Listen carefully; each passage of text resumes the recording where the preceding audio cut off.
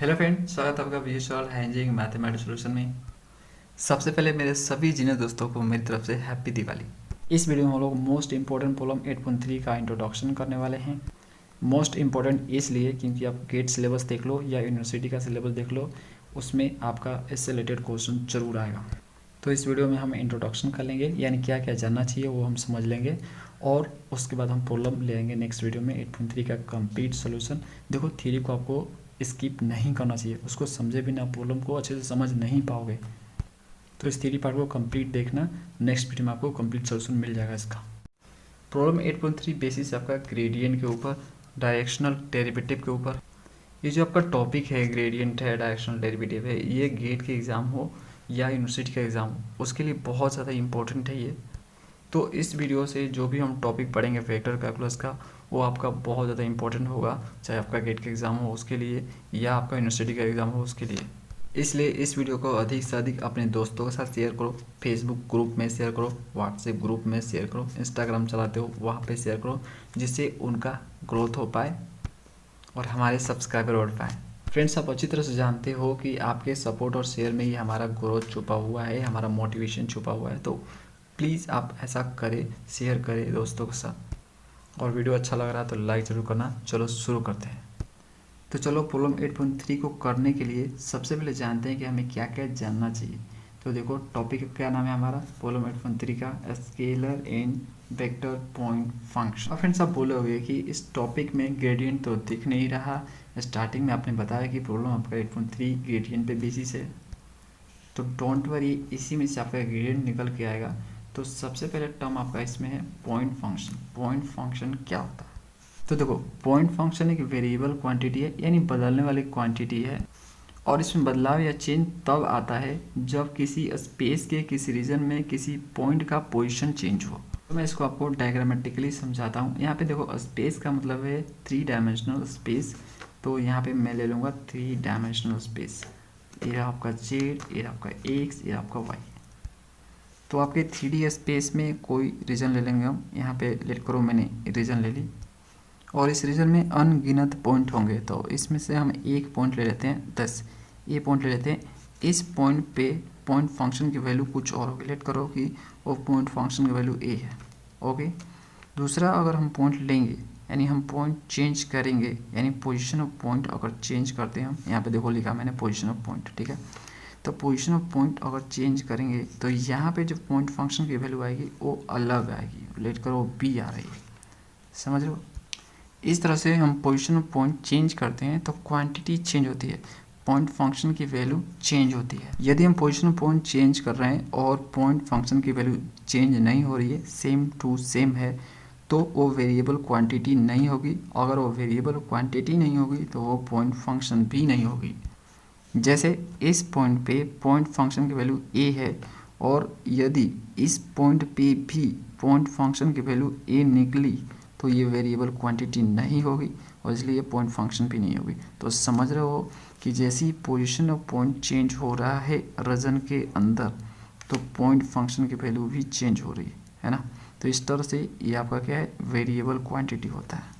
देखो, आप इसको इस तरह से भी समझ सकते हो कि पॉइंट फंक्शन एक ऐसी क्वांटिटी होती है जिसका इनपुट चेंज होता है तो आउटपुट ऑटोमेटिक चेंज होता है। फ्रेंड्स, क्वांटिटी समझ रहे हो? देखो, क्वांटिटी आपका दो तरह का होता है, स्केलर और वेक्टर। आपने 9th में ही पढ़ रखा है इसको। स्केलर जिसका सिर्फ मैग्नीट्यूड हो, वेक्टर जिसका मैग्नीट्यूड के साथ साथ क्या हो, डायरेक्शन भी हो। तो देखो, वो चीज़ मैंने यहाँ पे लिखा है, दीज आर 2 टाइप्स। ये 2 तरह के होते हैं। पॉइंट फंक्शन 2 तरह का होता है, स्केलर और वेक्टर।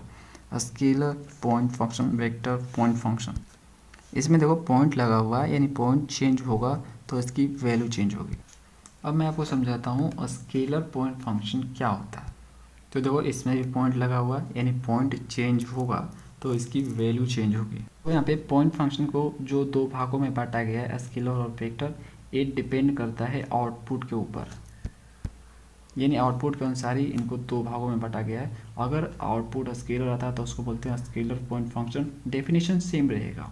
आउटपुट चेंज होते ही उसका यहाँ पे नेम चेंज हो जा रहा है।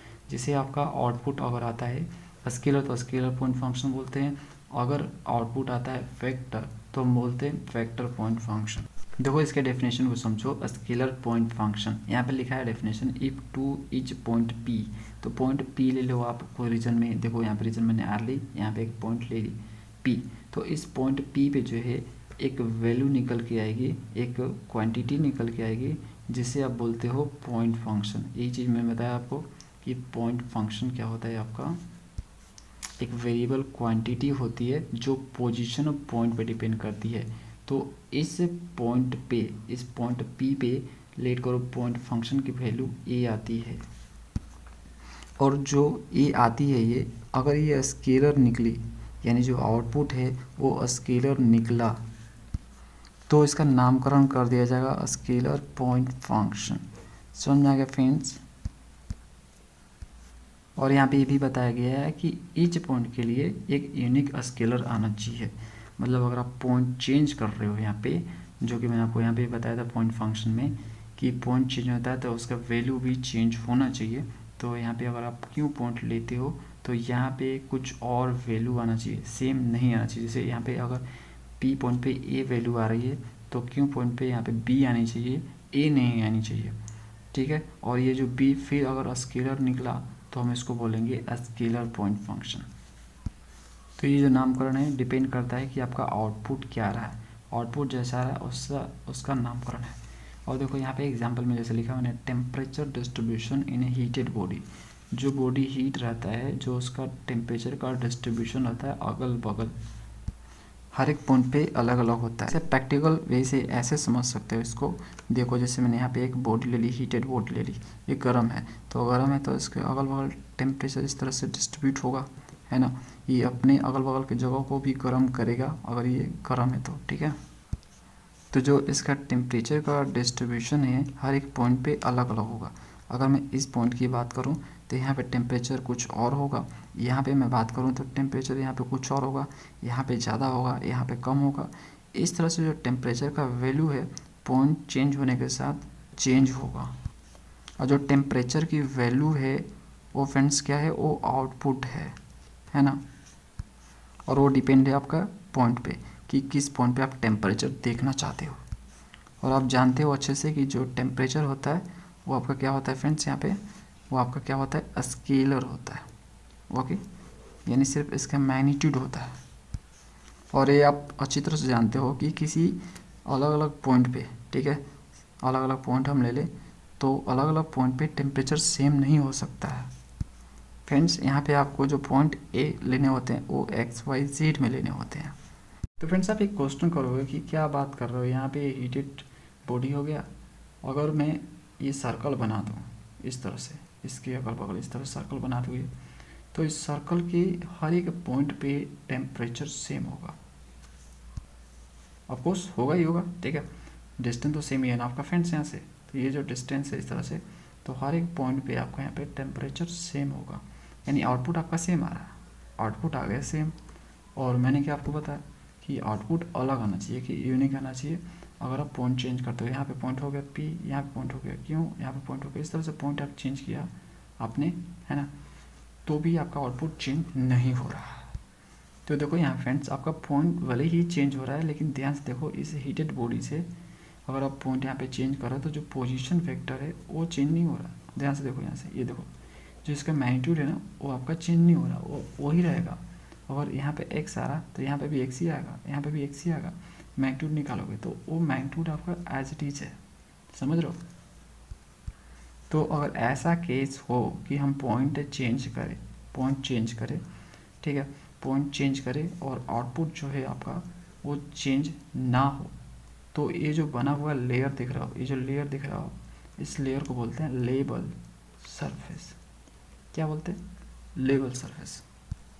इस तरह से अनगिनत लेयर होंगे, इस तरह से दूसरा लेयर हो जाएगा, तीसरा लेयर हो जाएगा, इस तरह से आपके लेयर पे लेयर बनते जाएंगे फ्रेंड्स, समझ रहे हो। और इस लेयर पे जो टेम्परेचर की वैल्यू होगी वो सेम होगी, है ना। कोई भी टेम्परेचर मैंने एग्जांपल लेके बताया आपको, कोई भी आप स्केलर ले सकते हो, तो कोई भी स्केलर क्वांटिटी आप ले सकते हो स्केलर पॉइंट फंक्शन को डिफाइन करने के लिए। तो जितने भी आपके स्केलर क्वांटिटी हैं उनका आप एग्जांपल ले सकते हो इसके अंदर स्केलर पॉइंट फंक्शन। दूसरा भी एग्जांपल मैंने दे रखा है यहाँ पे, डेंसिटी ऑफ ए बॉडी, किसी बॉडी की डेंसिटी, तो वो भी स्केलर ही होती है। आगे आते हैं वेक्टर पॉइंट फंक्शन की ओर, इसको समझते हैं। तो वही चीज़ है, डेफिनेशन सेम रहेगा, बस आपका आउटपुट अगर वेक्टर आ रहा है तो हम उसको बोलेंगे वेक्टर पॉइंट फंक्शन। यानी अगर हम जो है इस रीजन के अंदर है ना पॉइंट चेंज कर रहे हैं, और पॉइंट चेंज करने से जो आपकी वैल्यू है, जो क्वांटिटी है, वो चेंज हो रही है, अलग अलग आ रही है, और चेंज जो हो रही है अगर वो वेक्टर निकली, ठीक है, अगर वो वेक्टर निकली, लेट कर की वैल्यू आपकी ए आई, और जो ए वैल्यू आई वो वेक्टर निकली, तो उसको हम बोलेंगे वेक्टर पॉइंट फंक्शन। यानी अगर आपका आउटपुट वेक्टर है तो वेक्टर पॉइंट फंक्शन, अगर आपका आउटपुट स्केलर है तो स्केलर पॉइंट फंक्शन। एग्जांपल में देखो यहाँ पे दिया हुआ velocity of a moving fluid, तो जो फ्लूइड आपका मूव कर रहा है, चल रहा है, उसकी वेलोसिटी जो होती है इसके अंदर कवर होती है। एग्जांपल है उसका ग्रेविटेशनल फोर्स आपका, तो ये जो आपका ये वेक्टर है फ्रेंड्स, ठीक है, ये वेक्टर होता है। ग्रेविटेशनल फोर्स भी एक वेक्टर क्वांटिटी होती है, आपने फिजिक्स में पढ़ रखी है। फिजिक्स अगर आपने अच्छे से पढ़ रखी है तो आपको सब पता होगा कि वेक्टर कौन सा है और स्केलर कौन सा है। तो आप अच्छे से जानते हो कि वेलोसिटी ऑफ मूविंग फ्लूइड जो होगा एक वेक्टर क्वांटिटी ही होगा, है ना। तो इसका रिजल्ट क्या आएगा, वेक्टर, इसलिए हम इसको बोलेंगे वेक्टर पॉइंट फंक्शंस। अब आते हैं मोस्ट इम्पोर्टेंट ग्रेडियंट। ग्रेडियंट को समझते हैं क्या होता है। तो देखो ग्रेडियंट जो होता है आपका वो एक वेक्टर होता है, लेकिन आता स्केलर से है, तो इसको हम लोग सीखने वाले हैं, स्केलर पॉइंट फंक्शन। समझ लो फ्रेंड्स, स्केलर पॉइंट फंक्शन को हम सीखने वाले हैं प्रॉब्लम 8.3 में। जो आपका नेक्स्ट होगा प्रॉब्लम 8.4, वो आपका मिलेगा आपको वेक्टर पॉइंट फंक्शन के ऊपर। तो इससे हम समझ लिए हैं प्रॉब्लम जो आपका होगा, ठीक है, किसके आधार पे होगा, स्केलर पॉइंट फंक्शन के आधार पे होगा, और इसी के अंदर आपका ग्रेडियंट आता है। तो अगर आपको ग्रेडियंट निकालना है तो आपको लेने पड़ेंगे फंक्शन, कैसा फंक्शन, स्केलर क्वांटिटी फंक्शन लेना पड़ेगा। यानी ऐसा लेना पड़ेगा फंक्शन जिसका क्वांटिटी स्केलर है। एग्जांपल मैंने आपको बताया, यहाँ पे टेम्परेचर, डिस्ट्रीब्यूशन, हीटेड बॉडी हो गया, डेंसिटी ऑफ बॉडी हो गया, ऐसे बहुत से एग्जांपल है स्केलर के। चलो इसके डेफिनेशन को समझते हैं। देखो ये एक सेटिंग होता है, वो सेटिंग नहीं जो आप सोच रहे हो। तो फ्रेंड्स ग्रेडियंट एक सेटिंग होती है, किसकी सेटिंग भाई, तो देखो स्केलर पॉइंट फंक्शन और कार्टेशियन कोऑर्डिनेट का सेटिंग होता है। और ये सेटिंग तभी हो पाएगा जब आपका दिया हुआ स्केलर पॉइंट फंक्शन, लेट करो कि दिया हुआ है एफ एक्स वाई जेड, इस तरह से आपका दिया हुआ है, और डिफाइंड होना चाहिए, आपका डिफरेंशिएबल होना चाहिए 3 स्पेस के किसी डोमेन में। देखो इस सेटिंग को बनाने के लिए आपका स्केलर पॉइंट फंक्शन का होना ज़रूरी है, वेक्टर का होना ज़रूरी नहीं है, वेक्टर नहीं चलेगा इसमें। और वो जो स्केलर पॉइंट फंक्शन है वो डिफाइन होना चाहिए, यानी आपका अनडिफाइंड नहीं होना चाहिए, वो डिफरेंशिएबल होना चाहिए, यानी नॉन डिफरेंशिएबल नहीं होना चाहिए। किसमें, तो 3 स्पेस के किसी डोमेन में। तो आप जो है सेटिंग बना सकते हो किसका, उस फंक्शन का, स्केलर पॉइंट फंक्शन का, और कार्टेशियन कोऑर्डिनेट का, जिसको ग्रेडियंट बोला जाता है। और देखो यहाँ पे ग्रेडियंट किस तरह से डिफाइन किया गया है, मतलब इनका सेटिंग करने के बाद किस तरह से डिफाइन किया गया है। तो देखो यहाँ पे मैंने लिखा है यहाँ पे, then the gradient of f x y z defined as a vector function. तो जो रिजल्ट आएगा, ठीक है, जो रिजल्ट आएगा वो आपका आएगा वेक्टर फंक्शन। तो यहाँ पे आप देख सकते हो कि ग्रेडियंट का पहला यूज ही आपको यहाँ पे देखने को मिल गया कि ये क्या करता है, स्केलर पॉइंट फंक्शन को वेक्टर पॉइंट फंक्शन में बदल देता है।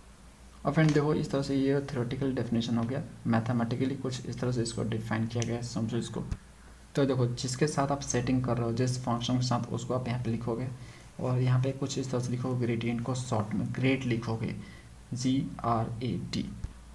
और इसको हम कुछ इस तरह से भी लिख सकते हैं, मतलब ग्रेड की जगह पे हम इसका यूज़ कर सकते हैं, इस साइन का यूज़ कर सकते हैं।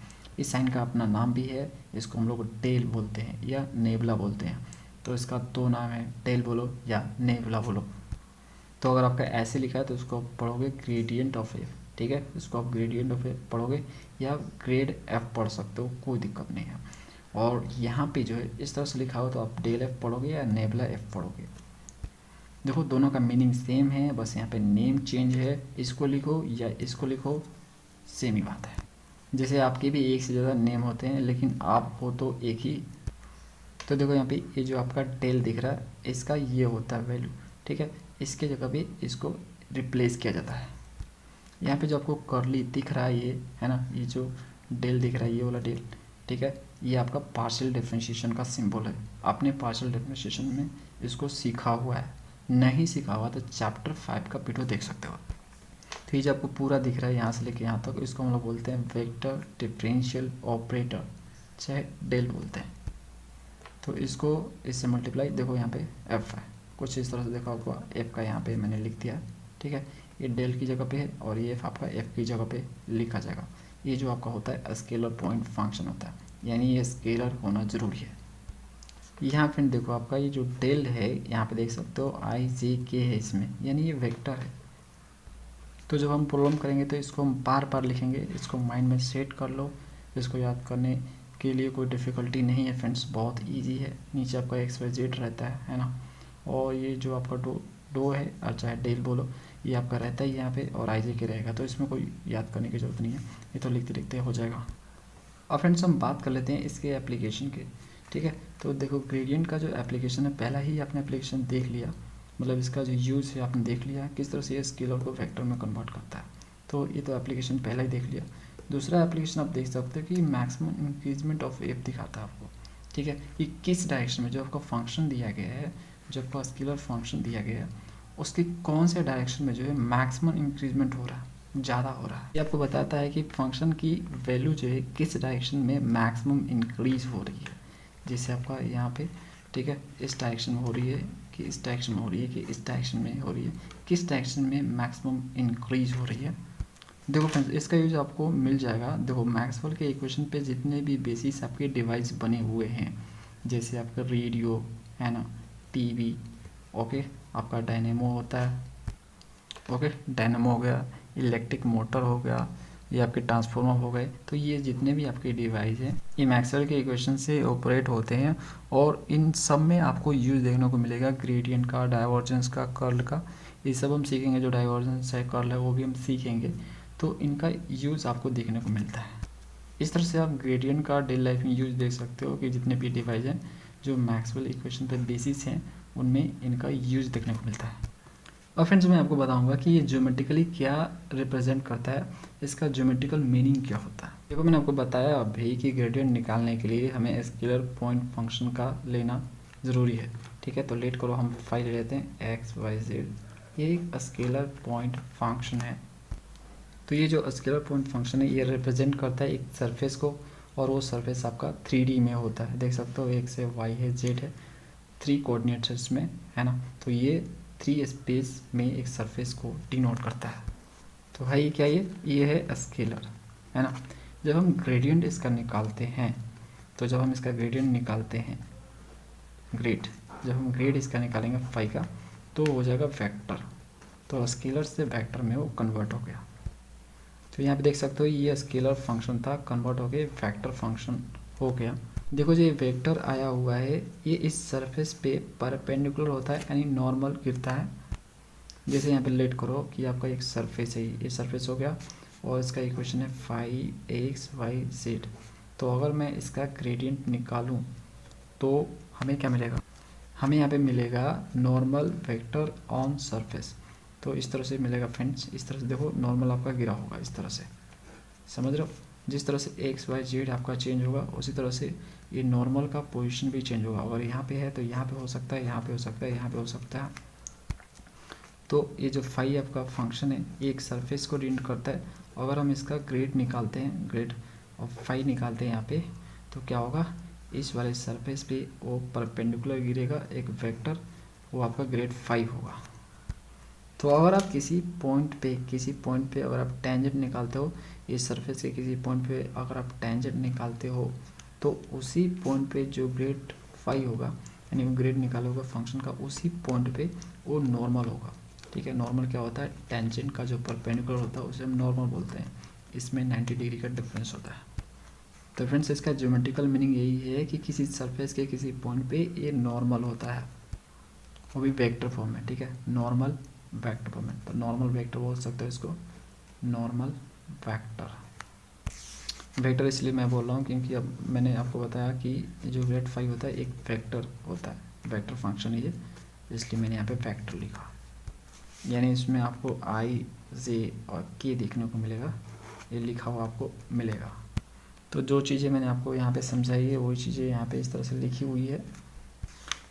एक और चीज़ फ्रेंड्स यहाँ पे देखो, पहले भी मैंने ये चीज़ आपको समझाई है, ठीक है। मैंने आपको बताया कि लेवल सरफेस होता है ना, कि अगर आप पॉइंट चेंज कर रहे हो, ठीक है, अगर आप पॉइंट चेंज कर रहे हो, ओके, यहाँ पे यहाँ पे यहाँ पे इस तरह से आप चेंज कर रहे हो, लेकिन फंक्शन की जो वैल्यू है वो चेंज नहीं हो रही है, तो हम उसको बोलते हैं लेवल सरफेस। मैंने आपको बताया क्योंकि ये लेयर बन जाता है इस तरह से, है ना, तो इसको हम लोग बोलते हैं लेवल सरफेस। और इसी को और भी एक नेम यहाँ पे इक्विपोटेंशियल बोलो, आइसोथर्मल सरफेस भी बोल सकते हो। देखो फ्रेंड्स, मैं आपको डेरिवेशन के माध्यम से भी समझाता हूँ कि किस तरह से जो है सरफेस पे आपका नॉर्मल होता है ग्रेड 5, ठीक है। मतलब किसी फंक्शन का आप ग्रेड निकालते हो, ओके, ग्रेडियंट निकालते हो, तो वो किस तरह से नॉर्मल होता है उस सरफेस पे। तो उसके लिए मैंने यहाँ पे लेट कर लिया, देखो फाई एक फंक्शन लेट कर लिया जिसकी वैल्यू कांस्टेंट है, मतलब हम इनपुट चेंज कर रहे हैं लेकिन आउटपुट चेंज नहीं हो रहा, वो कांस्टेंट है। तो ऐसे केस में अगर मैं उसको डिफरेंशिएट करूँ, ये देखो ये कांस्टेंट है, अगर मैं इसको डिफरेंशिएट करूँ आर के रिस्पेक्ट में, यहाँ फ्रेंड्स आपका आर एक्स वाई और जेड है, ठीक है, तो एक्स वाई और जेड के रिस्पेक्ट में, तो इस तरह से मैं किसी एक रिस्पेक्ट में डिफरेंशिएट करूँ, चाहे एक्स का, चाहे वाई का, चाहे जेड का, किसी के रिस्पेक्ट में करूँ, उसकी वैल्यू आपकी चेंज नहीं हो रही है ना, तो अगर मैं डिफरेंशिएट करूँ तो ज़ीरो हो जाएगा क्योंकि सी आपका कांस्टेंट है। तो देखो सी का यहाँ पर ज़ीरो हो गया डिफरेंशिएट करने के बाद। तो इस डी आर वैक्टर को इधर मैं भेजूँगा तो ये ज़ीरो हो जाएगा, तो डी फाई इक्वल टू आपका ज़ीरो हो जाएगा। और देखो यहाँ पे d phi by d r की जगह पे हम ये लिख सकते हैं। बोलोगे ये कैसे लिख सकते हैं, तो फ्रेंड्स ये देखो फ्रेंड्स, यहाँ पे आपका देखो, यहाँ पे आपका एफ फंक्शन है ना, तो यहाँ पे देख सकते हो एक्स और वाई जेड के रिस्पेक्ट में जो डिफरेंशिएट हुआ है। तो इस फंक्शन को आपको एक बार एक्स के रिस्पेक्ट में, एक बार वाई के रिस्पेक्ट में और एक बार जेड के रिस्पेक्ट में डिफरेंशिएट करना है, इसलिए मैं उसको लिख सकता हूँ friends d phi by d r vector. और यहाँ पे देखो एफ यूज हुआ है, ठीक है, वहाँ पे फाई यूज हुआ है ना, फंक्शन आपको कोई भी हो सकता है, हमने लेट कर लिया फाई फंक्शन है वो, तो इसलिए जो है हम इसके जगह पे लिख सकते हैं, ओके। यहाँ पे एक्स और वाई और जेड के रिस्पेक्ट में डिफरेंशिएट किया गया फाई को, ठीक है फ्रेंड्स। तो ये टोटल डेरिवेटिव का मामला इस तरह से आप समझ सकते हो, टोटल डेरिवेटिव में आपने सीखा हुआ है, तो इसके जगह पे हम ये लिख सकते हैं, इस डी आर वैक्टर को इधर भेजो तो इस तरह से डॉट हो जाएगा, इसकी जगह पे आप जीरो पुट कर सकते हो, क्यों, क्योंकि यहाँ पे देख सकते हो, तो इसके जगह पे मैंने जीरो पुट कर दिया। अब देख सकते हो इन दोनों का डॉट जीरो आ रहा है। आप जानते हो कि ये जो आपको दिख रहा है, ये जो आपको दिख रहा है ये एक वेक्टर है। मैंने आपको बताया कि अगर आप किसी का ग्रेडियंट निकालते हो तो जो रिजल्ट आता है वो क्या आता है, वेक्टर आता है, ठीक है। तो ये तो आपका वेक्टर है, ये आपका क्या है, वेक्टर, और यहाँ पे वेक्टर लगा हुआ तो ये भी वेक्टर ही है, और दोनों वेक्टर का डॉट जीरो आ रहा है, समझ लो। दो वेक्टर का डॉट जीरो कब आता है, ये देखो ए वेक्टर है, बी वेक्टर है, दो वेक्टर का डॉट जीरो कब आता है, जब दोनों वेक्टर आपस में परपेंडिकुलर हो तब आता है, समझ रहे हो। तो वही चीज़ मैंने यहाँ पे लिखा है, द स्केलर प्रोडक्ट जीरो आ रहा है, इसका मतलब है कि आपका जो ये डेल फाई और डी आर वैक्टर जो है वो परपेंडिकुलर है ईच अदर, वो आपस में अगर ये परपेंडिकुलर हैं तो यहाँ पे सरफेस लेते हैं और यहाँ पे कोई पॉइंट लेते हैं और इस पॉइंट पे हम टेंजेंट निकाल लेते हैं, और टेंजेंट पे जो परपेंडिकुलर होता है उसको हम नॉर्मल बोलते हैं, ठीक है, नॉर्मल हो गया, और ये आपका ये टेंजेंट हो गया। तो इनके बीच क्या होता है, 90 डिग्री का डिफरेंस होता है, यानी आपस में परपेंडिकुलर होते हैं। तो ये आपका हो गया टेंजेंट वेक्टर, ये आपका हो गया नॉर्मल वेक्टर, है ना। तो जो आपका इसमें डी आर होता है, डी आर वेक्टर जो होता है वो आपका टेंजेंट वेक्टर होता है, इस तरह समझ सकते हो। देखो जो डी आर होता है is in the direction of tangent, तो ये जो टेंजेंट वेक्टर के डायरेक्शन में होता है। ये आप ऐसे बोल सकते हो कि जो डी आर वेक्टर होता है वो आपका टेंजेंट के डायरेक्शन में होता है, तो दूसरा कौन सा बच जाएगा, अगर ये टेंजेंट निकल के दूसरा कौन सा, ये बच जाएगा, है ना। तो इसको मैंने डी आर वेक्टर बोल दिया, ओके। तो ये क्या हो जाएगा आपका, ये ऑफकोर्स नॉर्मल वेक्टर होगा, समझ में आ गया। तो बचा कौन सा, ये आपका बचा डेल फाई। तो डेल फाई फ्रेंड्स क्या हो गया यहाँ पे, डेल फाई क्या हो गया, वेक्टर हो गया नॉर्मल टू द सरफेस, इस सरफेस के नॉर्मल आपका वेक्टर हो जाएगा, और जो आपका सरफेस है आपका ये वाला सरफेस है, तो इस सरफेस पे नॉर्मल वेक्टर होगा आपका डेल फाई। इस तरह से मैंने आपको डेरिवेशन के माध्यम से भी समझा दिया कि किस तरह से जो है डेल फाई नॉर्मल वेक्टर होता है सरफेस पे। और फ्रेंड्स हम आते हैं डायरेक्शनल डेरिवेटिव की ओर। तो देखो इसका क्या मतलब है ना। तो देखो कंपोनेंट्स ऑफ डेल फाई, जो आपका डेल फाई होता है उसका component in the directions of vector D. तो वेक्टर डी के डायरेक्शन में जो कंपोनेंट ऑफ डेल फाई होता है वही आपका डायरेक्शनल डेरिवेटिव होता है। अब बोलोगे कि डायरेक्शन ऑफ वेक्टर डी ये क्या है? देखो फ्रेंड्स, जो वेक्टर डी आपका कोई भी डायरेक्शन हो सकता है। लेट करो कि ये आपका नॉर्मल है, ओके। ये आपने नॉर्मल निकाली, इस पर कैसे निकाली? तो ये जो सरफेस है, इस सरफेस का आपने ग्रेडियंट निकाल लिया। तो ग्रेडियंट निकाल लिया तो आपने नॉर्मल निकाल लिया। लेट करो, आपका वो क्या हो जाएगा, यहाँ पे डेल फाई है ना। तो डेल फाई फंक्शन आपका, तो वो आपने ग्रेडियंट निकाला तो उसको ऐसे ही दिखाते हैं हम, डेल फाई। अब आपको बोला जा रहा है कि जो डेल फाई आ रहा है, ठीक है, ये नॉर्मल जो वेक्टर आ रहा है, आपको बताना है कि इस डायरेक्शन में इसकी वैल्यू क्या है, इस डायरेक्शन में इसकी वैल्यू क्या है, इस डायरेक्शन में इसकी वैल्यू क्या है। तो आपको डायरेक्शन क्वेश्चन में गिवन रहेगा कि किस डायरेक्शन में आपको निकालना है। तो जिस डायरेक्शन में आपको इसकी वैल्यू निकालनी है, ठीक है, इसके कंपोनेंट्स निकालने हैं, किसके, डेल फाई के, वही आपका होता है डायरेक्शनल डेरिवेटिव। यानी जिस डायरेक्शन में निकालने हैं, जिस पॉइंट पे, जिस डायरेक्शन में, दो चीज़ आपको दिया रहेगा। एक आपको दिया रहेगा कि इस पॉइंट पे निकालने हैं, और दूसरा आपको दिया रहेगा कि इस डायरेक्शन में निकालने हैं। ये दोनों चीज़ आपको गिवन रहेगा। तो किसी पार्टिकुलर डायरेक्शन में डेल फाई की वैल्यू क्या कहलाती है फ्रेंड्स? डायरेक्शनल डेरिवेटिव कहलाती है। और इसको कुछ इस तरह से लिखा जाता है, डेल फाई डॉट डी। अब यहाँ पे कैप लगा हुआ है ना, मतलब आपका जो डी दिया रहेगा, जो डायरेक्शन वेक्टर दिया रहेगा, उसका आपको यूनिट वेक्टर निकालना है। देखो फ्रेंड्स, आप अच्छी तरह से जानते हो, अगर नहीं भी जानते हो तो सुनो ध्यान से। देखो, अगर मुझे किसी वेक्टर का किसी डायरेक्शन में कंपोनेंट निकालने हैं, लेट करो आपका ए वेक्टर दिया है और बी वेक्टर के डायरेक्शन में मुझे इसका कंपोनेंट निकालना है ए का, तो मुझे क्या करना होगा, यहाँ पे इस ए वेक्टर को डॉट करना पड़ेगा इस बी वेक्टर के यूनिट वेक्टर से, ठीक है। तो इस तरह से मैं करूँगा तब मुझे मिलेगा इसके डायरेक्शन में इसका कंपोनेंट है। तो वही चीज़ यहाँ पे फ्रेंड्स किया गया है, इसका कंपोनेंट इसके डायरेक्शन में चाहिए तो इसका हमें यूनिट वेक्टर निकालना पड़ेगा और दोनों को डॉट करना पड़ेगा। जब डॉट करेंगे तो हमें कंपोनेंट मिल जाएगा किसका, इसका कंपोनेंट मिल जाएगा इसकी डायरेक्शन में। देखो फ्रेंड्स, यहाँ पे डेरिवेटिव का यूज़ किया गया है, इसलिए यूज़ किया गया है क्योंकि ये जो निकाला जाता है ना ग्रेड फाई, इसमें देख सकते हो डेरिवेटिव का यूज होता है, देख सकते हो पार्शियल डेरिवेटिव का यूज हो रहा है ना फ्रेंड्स, यहाँ पे देख सकते हो ना। तो इसलिए यहाँ पे डेरिवेटिव का इसका यूज़ किया गया है। देखो यहाँ पे मैंने नोट लिख रखा है, यहाँ पे देखो magnitude of del phi is the maximum rate of change of phi. तो देखो जो फाई का मैक्सिमम रेट ऑफ चेंज होता है वो आपका डेल फाई ही होता है। देखो मैं आपको बताता हूँ, देखो यहाँ पे rate of change of phi का मतलब है कि डेल फाई की वैल्यू है ना, डेल फाई की वैल्यू है। देखो मैं आपको बताया हुआ कितने बार कि रेट ऑफ चेंज मतलब होता है डेरिवेटिव होता है ना, डिफरेंशिएशन होता है। और ये जो आपका आया हुआ है ये डिफरेंशिएशन से ही आया हुआ है, पार्शियल डेरिवेटिव से आया है, ठीक है, लेकिन है तो वो डिफरेंशिएशन ही पार्शियल ही हुआ है ना। तो रेट ऑफ चेंज जो होता है फाई का, ये जो फाई आपका फंक्शन गिवन रहेगा वो आपका मैक्सिमम, इसका मैग्नीट्यूड ही हो सकता है। क्यों? ये क्या है आपका फ्रेंड्स, ये नॉर्मल वेक्टर है। देखो इस सरफेस लिया मैंने, इस पॉइंट पे नॉर्मल वेक्टर मैंने निकाल लिया, ठीक है। ये क्या होता है आपका, डेल फाई होता है। अगर आपको दिया हुआ कोई फंक्शन है ना, उसका अगर आप ग्रेड निकालते हो तो आपका क्या होता है, डेल फाई होता है। और डेल फाई आपका क्या होता है, सरफेस पे नॉर्मल होता है। तो इस नॉर्मल वेक्टर का अगर आप मैग्नीट्यूड निकालोगे, लेट करो एक्स आया, ओके, और इसी का अगर मैं मैग्नीट्यूड बोलूँ इस डायरेक्शन में निकालो, ठीक है। तो इस डायरेक्शन में निकालने का मतलब क्या हो गया, इसका कंपोनेंट निकाल लो इस डायरेक्शन में, ठीक है। तो यहाँ पे आपका एक सब नहीं आएगा, हो सकता है x/2 आए, x/3 आए, है ना, x नहीं आएगा, x से कम आएगा क्योंकि आप कंपोनेंट में उसको ब्रेक कर रहे हो। तो फ्रेंड्स इसलिए मैं बोल रहा हूँ कि ये मैक्सिमम होता है, जो डेल फाई का जो मैग्नीट्यूड होता है ना, वो rate of change of phi का क्या होता है, मैक्सिमम होता है। इसलिए जब भी मैक्सिमम का क्वेश्चन आ जाए तो आपको सिंपली जो है इसका मैग्नीट्यूड आपको निकाल देना है, ये इसका maximum rate of change of phi है। फाई यहाँ पे फंक्शन है, फंक्शन आपका कोई भी रहेगा, उसका डेल फाई सिंपली निकालना, उसका मैग्नीट्यूड निकालना, आंसर। तो फ्रेंड्स ये था कंप्लीट इंट्रोडक्शन प्रॉब्लम 8.3 का। मिलता है नेक्स्ट वीडियो में प्रॉब्लम के साथ। Thank you for watching.